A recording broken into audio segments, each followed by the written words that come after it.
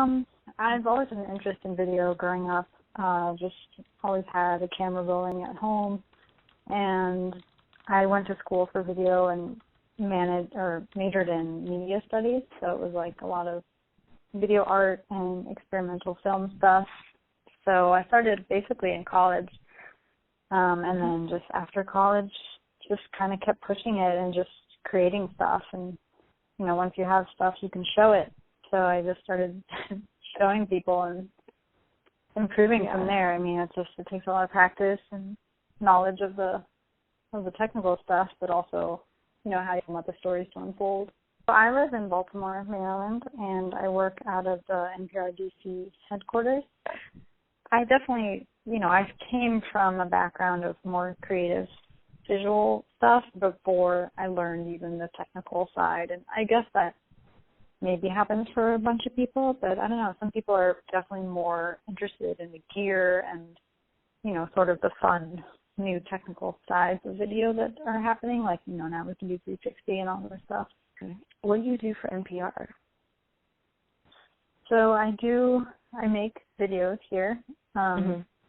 We've been dabbling a lot in the Facebook Live video world, which is another new technical thing. I'm asked, like, what kind of videos do I like to make, then that's what I've been trying to make here, which is a lot of art stuff I'm interested in, and generally just people doing cool things. I prefer an edited art video. I think live can be hard to see all angles of the work, and also just I think that sometimes artists need time to express themselves properly, and I don't want to just be like, what is this piece about, and then have them say something that they don't really believe. So I like showing close and wide and having just different perspectives of the piece so that the viewer can actually sort of see themselves in the space.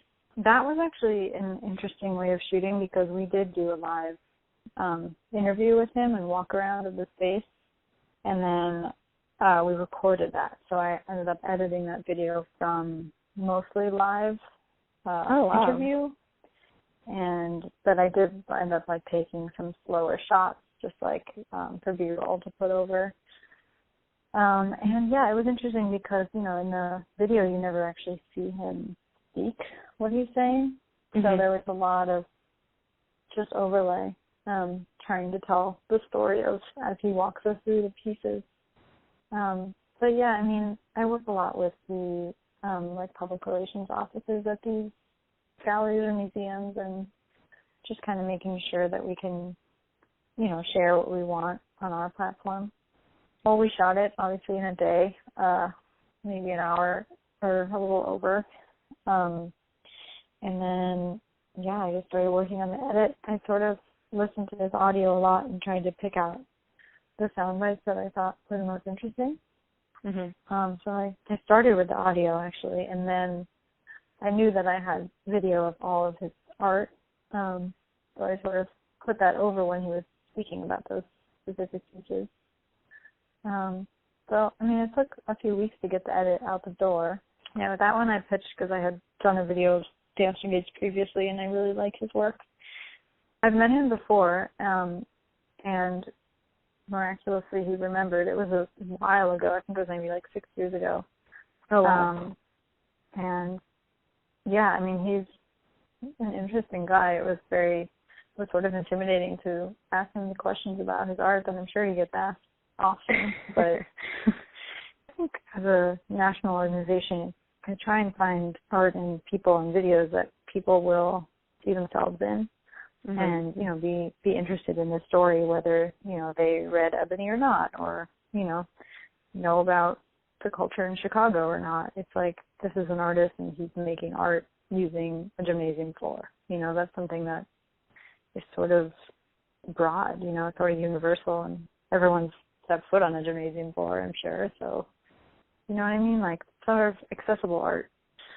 The live video is tough. To be honest, that was a complete switch from what I've, grown up learning for myself, how to tell the story in the edit. But then when you're shooting live, you have to tell the story right there. So I think that's been an interesting challenge to sort of shift my video mind. But yeah, just sort of making sure that people are comfortable too. I feel like a lot of the times in live video, you know, I can sense other people's nerves, and it's just Facebook. We just want to tell your story. I mean, there's something to be said about experiencing art as the way it's meant to be experienced, like when you actually go to a gallery and you're in front of it. So that's my goal, is to try and, you know, make it seem like you can be there. Maybe in a picture people don't necessarily feel that way. Mm-hmm. So, and like the same with including audio from either the artist or a curator or someone who can speak about it. It's like your own private guided tour, but you're not, you know, it's like for everyone. What advice do you have for people who are interested in video journalism and who are young and kind of green to the field? I mean, I think you just got to make stuff, you know, you don't want to be hindered by being assigned something or looking for something to do. I think it's just anyone can grab a camera and go out there, and, you know, you want to show that you can make it worth watching and, you know, make it special for you.